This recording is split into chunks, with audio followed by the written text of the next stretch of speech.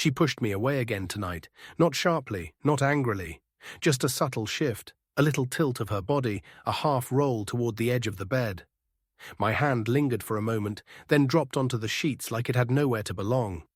I stared at the ceiling, tracing the cracks in the paint with my eyes, listening to the faint hum of the fan spinning above. That hum.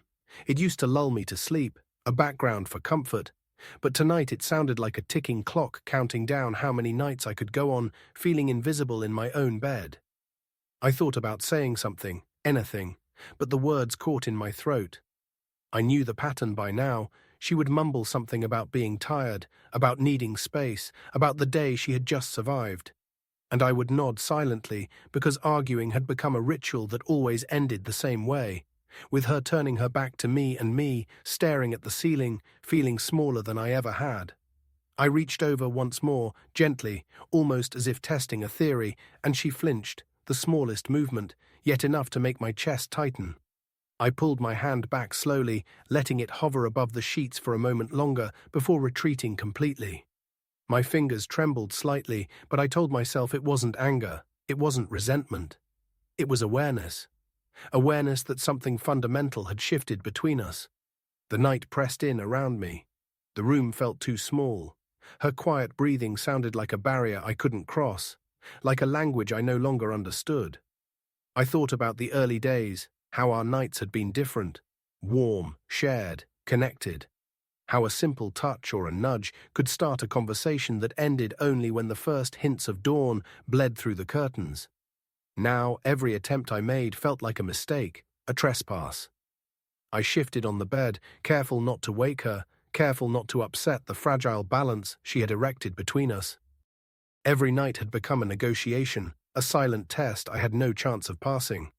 I remembered a time when she would pull me close, pressing against me in that unspoken way that said everything I wanted to hear. And tonight she wouldn't even look at me. Not once, not a flicker of warmth in her eyes. Just the faint glow of the alarm clock casting a blue light across her features, distant and unreadable.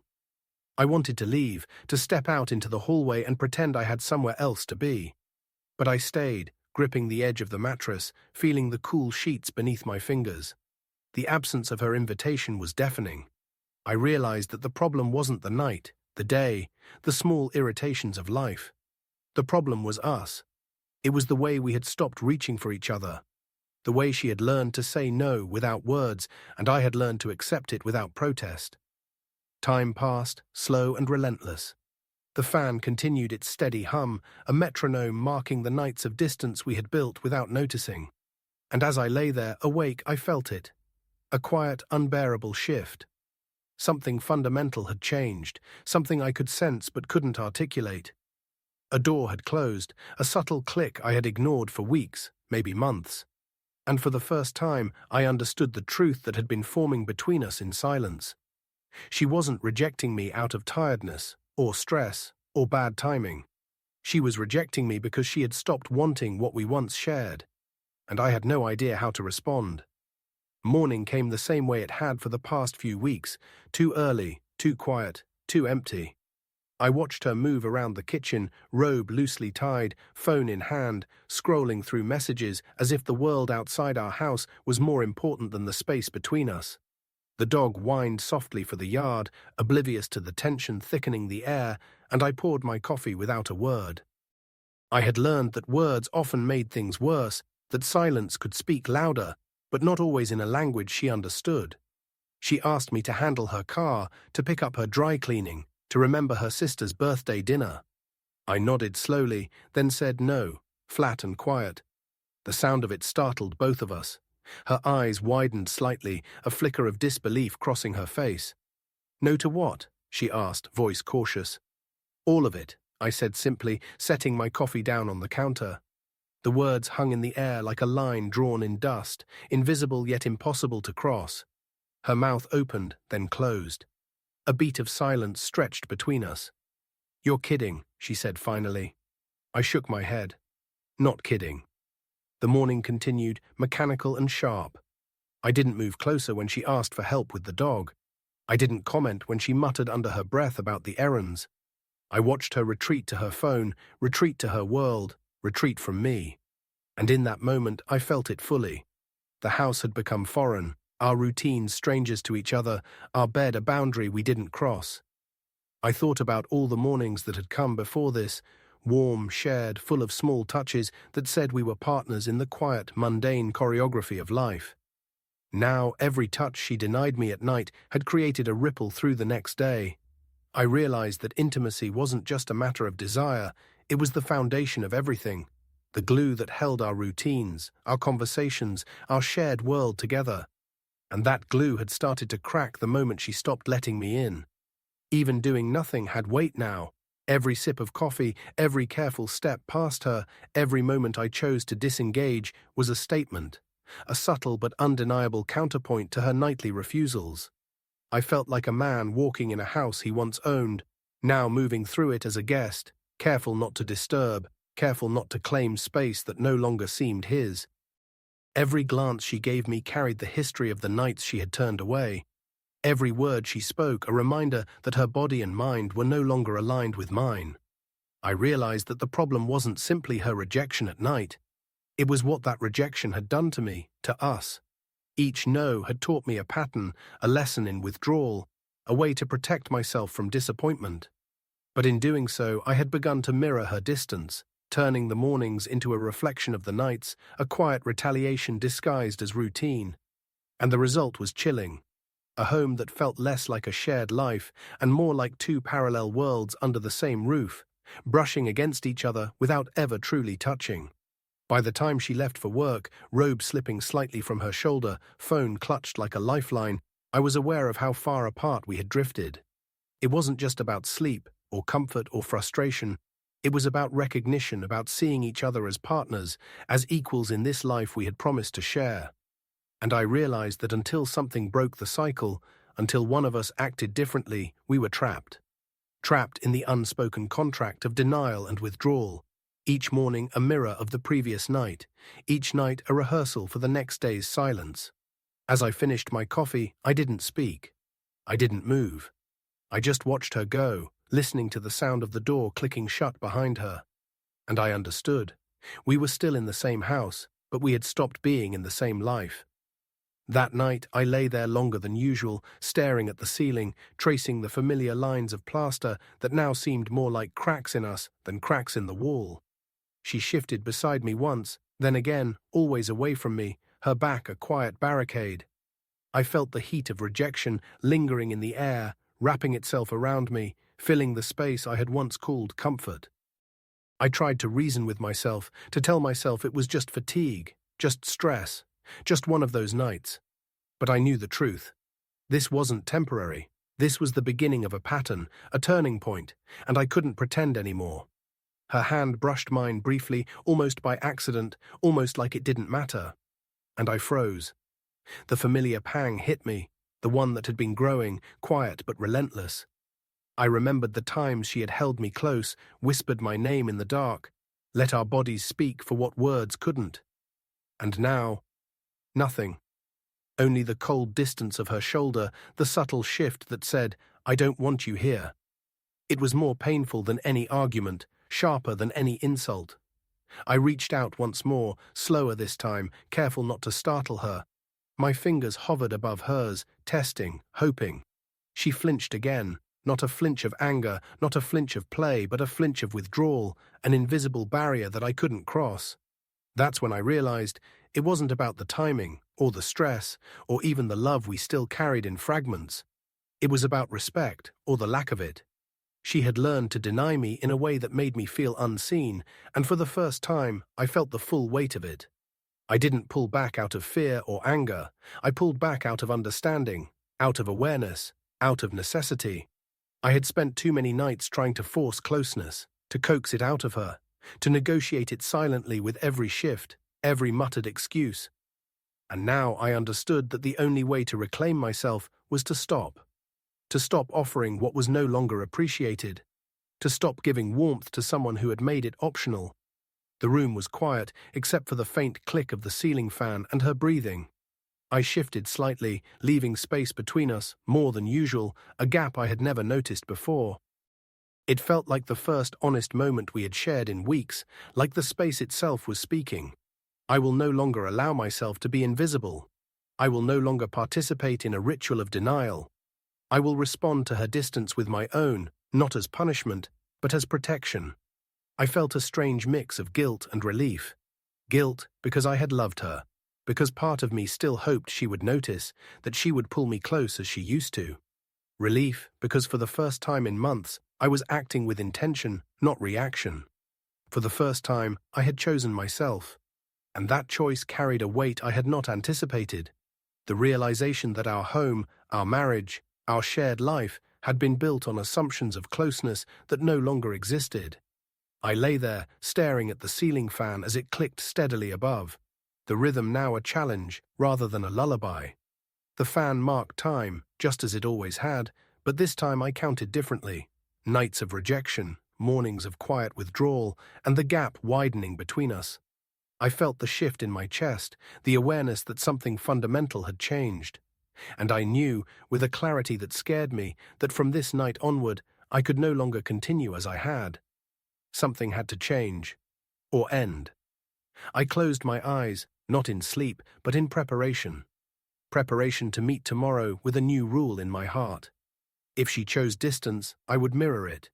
If she wanted coldness, I would respond in kind, not to hurt, not to punish, but to protect myself from the slow erosion of being unseen, unwanted, dismissed. I had learned, finally, that the bedroom was not just a place for intimacy. It was the blueprint for everything else, and when intimacy was denied, everything else could not remain unchanged.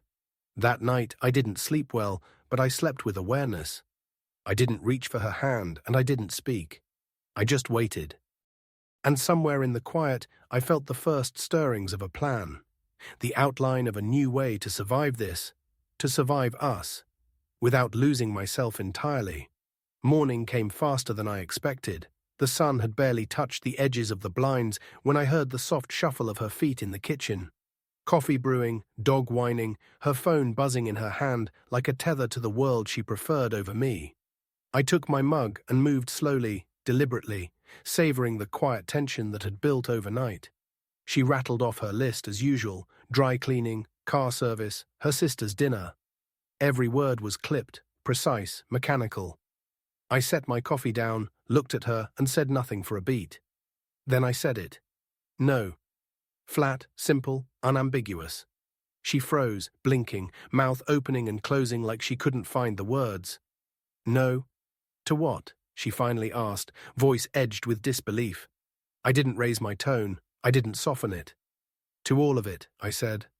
The room seemed to shrink in that moment, every sound amplified, the click of the toaster, the hum of the fridge, the dog's impatient whine. Her expression shifted from confusion to shock to frustration in a matter of seconds. I watched her process it. She tried to protest, tried to negotiate, her words trailing into a sigh that sounded more like defeat than argument. You're being petty, she said finally, voice low but tense. I shrugged slightly, sipping my coffee as though nothing had changed, though everything had. It's proportional, I replied. Morning distance mirrors nightly distance. That's the new rule. She didn't know what to do with it. I could see it in her eyes, the disbelief, the calculation, the small tremor of panic. I wasn't punishing her. I wasn't angry. I was responding with the same measure she had shown me for weeks. Absence where she had chosen absence, coldness where she had chosen coldness. It wasn't revenge, it was survival. I went about my morning with a deliberate, almost ritualistic detachment. I didn't fetch her things, didn't adjust schedules, didn't offer help. I let her presence exist alongside mine, but I no longer bridged the gap she had created. The dog followed me silently, picking up on the subtle shift, the unspoken rule now in effect. The person who gives must be seen and respected, or the giving stops. The smallest gestures carried weight now. Her hesitation at the coffee maker, the slight narrowing of her eyes when I ignored a request, even the tap of her phone on the counter. All these were small mirrors of the nights she had denied me. I felt no joy in it, only clarity. For the first time in weeks, I felt fully aware of what it meant to have boundaries, to reclaim space that had quietly been taken from me without confrontation. By the time she left for work, a subtle tension hung in the kitchen like the scent of burnt toast. small, unavoidable, lingering. I didn't move to bridge it. I didn't apologize or explain. I only watched her go, the click of the door locking behind her echoing like punctuation on the first act of this new arrangement. The house felt larger, emptier, yet strangely mine. For the first time, I realized something fundamental. The nights of rejection had given birth to mornings of resistance. I had mirrored her distance, not out of spite, but to preserve myself. And in doing so, I had begun to shift the dynamics between us. A quiet revolution, subtle but undeniable, had begun. The small, seemingly insignificant act of saying no to her list had turned the tide in my favor, not by reclaiming her, but by reclaiming me. As I finished my coffee, I looked out the window at the street, waking slowly, aware that today was the first of many mornings where I would assert this new rule. No more automatic compliance, no more silent service. If she wanted closeness, it would have to be earned. If she wanted respect, it would have to be mutual. If she continued the nightly refusals, the mornings would reflect it. And I felt a strange satisfaction in the knowledge that the first domino had fallen, and everything else would follow in its wake. By the time I got to the shop, the tension of the morning still hummed in my chest like a low engine. The day was clear, crisp, the kind that makes every sound sharper, every movement more deliberate. Nate was there, rolling a stool across the concrete floor toward me. He had known me long enough to notice the shift immediately, even without a word. "You look different," he said, eyes narrowing, studying me like a mechanic scrutinizes a misaligned bolt. "Like you slept on a question mark." I shrugged, trying not to smile. "House is weird," I muttered, wiping my hands on a rag. He chuckled knowingly. "Fun new trend," he said, "where closeness is a coupon. You not shopping?" I shook my head. "If it is, I'm not redeeming it." The shop was alive with noise, the hiss of compressed air, the clank of wrenches, the faint smell of oil and metal, but in a way, I felt more in control here than I had at home.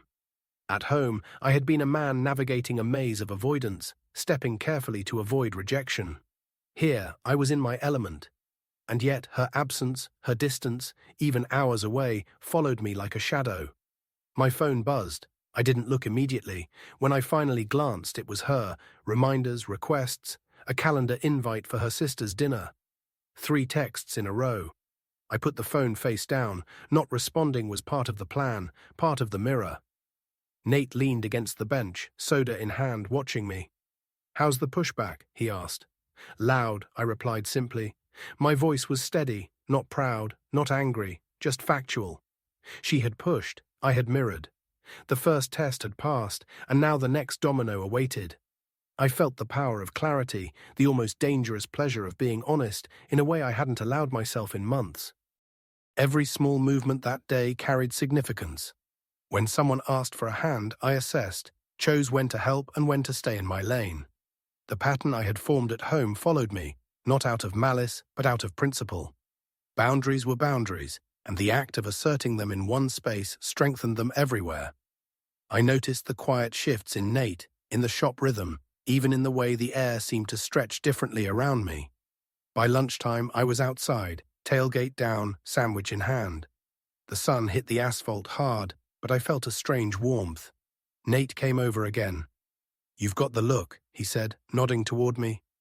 "What look?" I asked. "The look of a man who stopped offering and started billing," he said. I smiled faintly, appreciating the observation without a word of explanation. It was true. I wasn't keeping score in bitterness. I was keeping score in respect. And respect, I realized, could not be taken for granted. She would notice. She always noticed. Whether she admitted it or not, her nightly refusals had shaped the first hours of my day. And now she would have to contend with the consequences of that pattern. Every small refusal at home now had a corresponding echo in the world beyond it. I wasn't plotting revenge. I was testing boundaries. I was reclaiming space. And the clarity that brought was almost intoxicating. By the time the workday wound down, I felt the edges of the shift settling in. The new rule was simple. Distance met distance, effort met effort, and boundaries met respect. And for the first time in weeks, I felt like a man who had remembered who he was before the routine of rejection had begun to erase him. The house, the bedroom, the kitchen, They would have to catch up. Or they wouldn't. But wherever she went, whatever she did, the measure of respect was now set. And I would honor it every time. The next morning came with the usual hum of the street outside, but inside, the house felt heavier, quieter. I poured my coffee without a glance at the list she left on the counter. It sat there, small and precise, as if daring me to respond. I didn't. Not a word, not a motion beyond the routine of my own morning. She hovered for a moment, pretending to busy herself with the dishes, then finally spoke, almost timidly. "Are you giving me the silent treatment?" I set my mug down carefully, looking at her without urgency.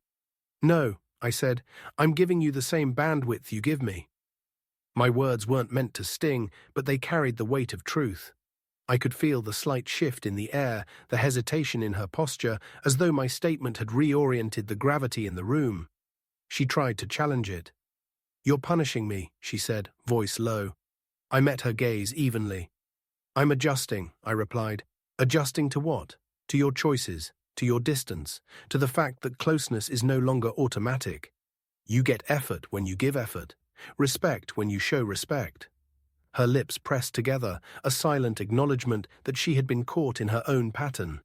She wanted a fight, maybe, or an apology I wasn't willing to offer.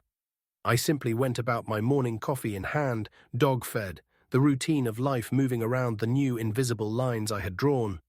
The kitchen, once a battlefield of requests and subtle criticisms, now felt like neutral ground. I had made it so, and that neutrality gave me a strange sense of peace. Every small interaction carried weight. When she asked me to handle a minor chore, I paused deliberately before responding. No rush, no assumption. My hesitation was a reflection of the weeks she had spent denying me. Every request became a test of balance. Would she adjust, or would she push? The quiet tension between us wasn't just uncomfortable, it was revealing.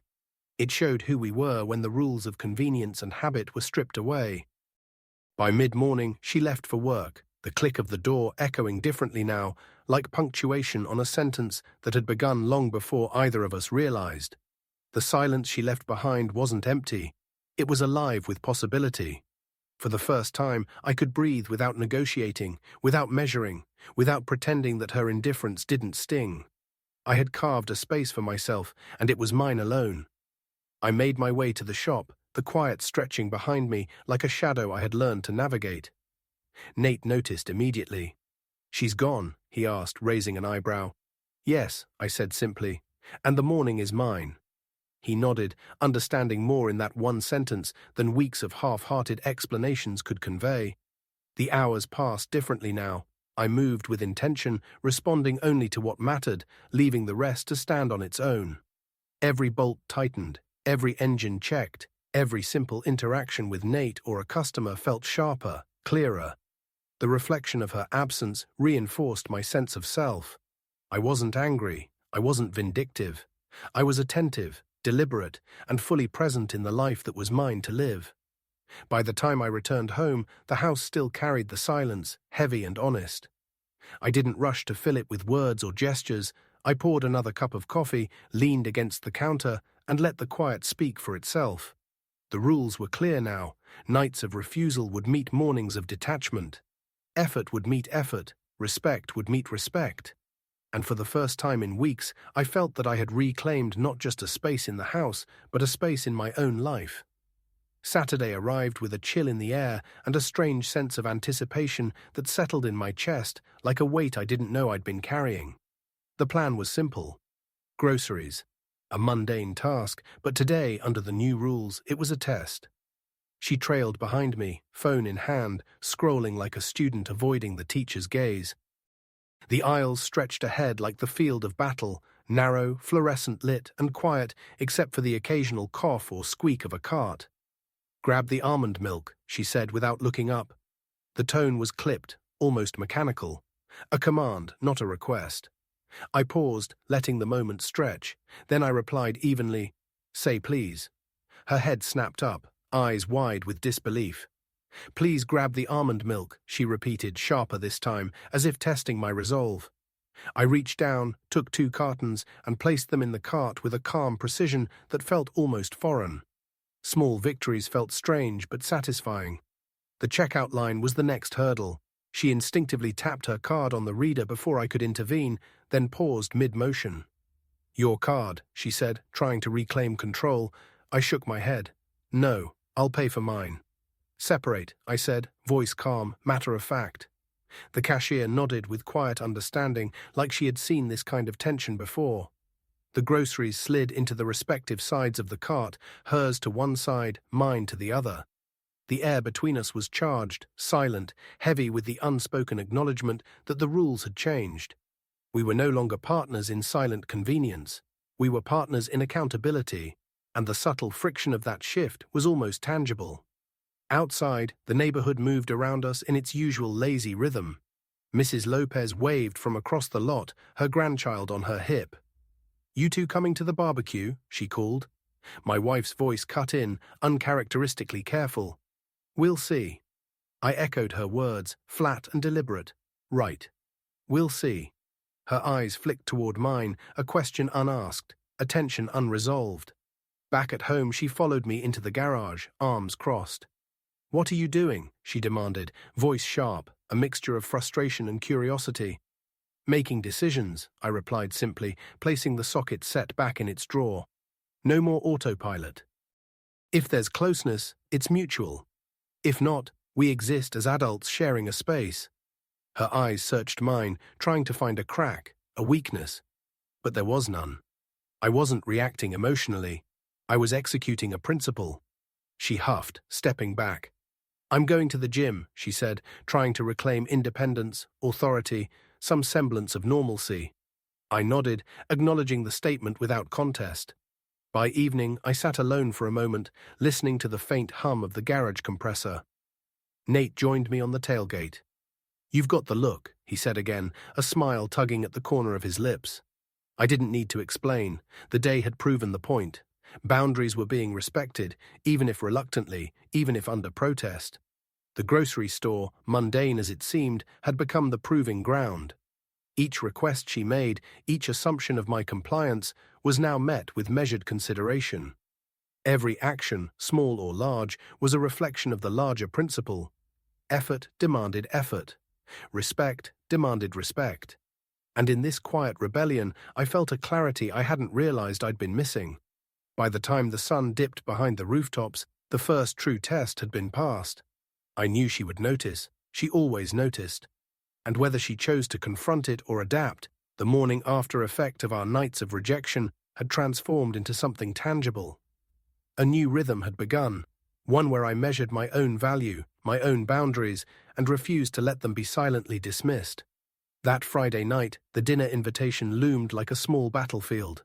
Her sister's birthday at a cozy wine bar downtown, a place with exposed brick and soft lighting that made every shadow feel intimate. I parked the truck with deliberate care, letting the engine tick quietly while I tried to breathe through the tension curling in my chest. I wasn't nervous exactly, but alert, aware that every word, every glance, every sip of wine would be measured, weighed, and remembered. Inside, laughter and music collided with the clink of glasses. Kira, her friend, greeted me warmly, her hug long enough to feel familiar, yet light enough not to overstep. Then she turned to my wife. "You got him out at night," she teased, her eyes sparkling with amusement. My wife smirked, the old familiar mischief flickering for just a moment. I smiled faintly. "I only leave the garage for dessert," I said softly, trying to anchor myself in humor without overcompensating. The table buzzed with conversation, zigzagging between work, vacations, minor complaints, broken dishwashers, delayed deliveries, weekend plans. I listened, contributed when needed, but my mind always circled back to the invisible rules we had established at home. Each comment, each joke, each subtle glance from my wife was a test. Were we in sync? Were we pretending, or were we genuinely learning to navigate a new dynamic? Kira tapped her glass. "A toast," she said, eyes bright, "to picking people who keep us challenged." The table echoed, a chorus of polite agreement. My wife lifted her glass, then added, just enough for me to hear, "and to patience with men who need a lot of reassurance." A ripple of amusement followed, just enough to paint me in the story she had been telling all month, all without a direct accusation. I set my glass down carefully, letting the silence speak louder than a defense could. "I thought we agreed," I said quietly, just loud enough for her to hear. "No digs like that anymore. That's our brand now." Her cheeks flushed, and for a moment the old warmth returned. But it was fleeting, tentative, and I let it be. The conversation moved on, side talks blossomed, yet I remained aware, anchored to the principle. No scoreboard, no public manipulation. By dessert, the rhythm of the evening had shifted subtly. She tried to reclaim a tiny piece of the old dynamic, leaning close, speaking softly. I kept my distance, measured, deliberate. "We're doing this differently," I said. No judgment, no anger, just the quiet insistence that boundaries, once set, could not be bypassed by the familiar ease of old habits. The ride home was silent, the streets calm under the soft glow of streetlights. Her hand brushed against mine once, a test, and I left it there, neutral, not inviting, not rejecting. The subtle touch was acknowledgement enough. The night had been challenging, yes, but it had also proven something essential. That change, even incremental, even uncomfortable, could establish a new baseline for respect. At home, the quiet settled like dust on familiar furniture. I made a mental note of what had worked, what had shifted, what had remained stubbornly resistant. The house felt different, not cold, not empty, just honest. The dinner had been more than a social obligation, it had been a litmus test for our new rules. And in that clarity, in the careful navigation of every glance and gesture, I felt the first real sense of balance since the pattern of nightly rejection had begun. Tomorrow we would wake to the morning test again. But for now, I let the evening stand as a milestone. A proof that boundaries, once established, could survive scrutiny, social settings, and subtle provocations. The challenge was ongoing, yes, but so was the potential for equilibrium, for mutual respect, and for the slow, deliberate reconstruction of the life we had both allowed to crumble. Saturday morning arrived with a crisp clarity I hadn't felt in weeks. The sun seeped through the blinds, painting the kitchen in gold, and for once I didn't dread the sound of her voice. I poured coffee into my chipped mug and left her list untouched on the counter. Not out of defiance, but out of principle. This weekend wasn't about errands or schedules, it was about reclaiming space, time, and respect. She hovered briefly by the coffee maker, pretending casual interest in the morning, before speaking. "Want to go for a hike later? Clear our heads?" The words were cautious, testing the waters of the new dynamic. I met her eyes evenly. "Maybe. No negotiations on the trail," I replied. "We walk, we talk normal. No schedules, no trades." She lifted a hand in mock oath and smiled faintly, a little unsure, a little hopeful. The hike felt like a small victory. The air was crisp, filled with the smell of damp leaves and pine. Our dog bounded ahead, a blur of energy, and I let him lead the way. Conversation flowed easily, no sharp edges, no hidden tests. We spoke about neighbors, work, trivial things that once would have felt ordinary, but now carried the weight of renewed connection. Her laughter returned slowly, naturally, not forced or performative. By the time we returned home, I could feel the shift in the house. Even the dog seemed lighter, sensing the subtle recalibration between us. That evening, she set the table for dinner, the familiar routine taking on a new dimension. Steak, potatoes, and green beans. The comfort of ordinary food made extraordinary by the atmosphere of mutual effort and respect. She poured wine, touched my arm briefly, and smiled the old smile. It was tentative, yes, but genuine. I noticed how different it felt to share space without negotiation or silent grudges. Effort had been returned with effort, attentiveness with attentiveness. I didn't micromanage, and she didn't perform. The simple act of cooking and eating together became a quiet ritual of acknowledgement. No contracts, no points, just shared humanity. After dinner we settled on the couch. She leaned lightly against my side, the hesitation from the past weeks still present, but fading. "If we have weekends like this," she said softly, "maybe we can plan that camping trip or the cabin getaway you wanted." I smiled slightly, glancing at the sink where every pot was already soaking. "We deserve peace first," I said. "Location is optional." The weekend reset wasn't a magical fix, it was a framework. a demonstration that distance could create clarity, that boundaries could rebuild trust, and that the smallest gestures, preparing a meal, a shared laugh, a walk together, could replace months of frustration with simple, tangible effort. By Sunday evening, the rhythm of mutual respect had begun to root itself. Morning lists were reduced to 3 items or fewer, each with a smiley face or small note, subtle acknowledgements that the balance had shifted. Phone calls for favors were replaced with direct conversations and shared responsibility. Every choice I made, every boundary I held firm, strengthened the unspoken understanding between us. The weekend ended not with dramatic declarations, but with quiet stability, a rare alignment of intent and action. We had tested the new rules, and they held. We had proven that closeness wasn't automatic. It was earned.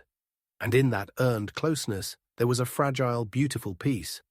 One I intended to protect. One I had finally learned to value above convenience, argument, or old habits. For the first time in months, I could feel the house breathe. I could feel myself breathe. And in that calm, I knew the lessons of the past weeks weren't punishment, they were preparation. Preparation for a life in which effort and respect were no longer negotiable, but fundamental. Monday morning arrived with a quiet that felt almost sacred. The house no longer carried the tension of nights spent waiting, hoping, or feeling dismissed. Coffee brewed in the kitchen, the dog wandered lazily through the rooms, and I poured my cup without glancing at any list she might have left. This was ours to navigate, not schedules, not scores, not silent grudges, just presence. She emerged from her room in a loose shirt, hair tied back, and offered a small smile. Nothing forced, nothing rehearsed. I nodded in acknowledgement, and for the first time in a long time, that simple nod felt like agreement, like alignment. No words about yesterday, no discussions about past grievances. We had crossed the threshold of effort into a territory that felt unfamiliar. Shared life, not borrowed control. Work and errands moved with a natural rhythm. If she asked for help, it was a conversation, not a command. If I offered assistance, it was received with appreciation, not obligation. Even mundane moments, making breakfast, walking the dog, picking up a package, carried a new weight of intention. We were partners, not competitors in closeness or manipulation. The past weeks of tension had forged boundaries that finally allowed space for genuine connection. By midweek, our evenings no longer felt like museums of missed opportunities.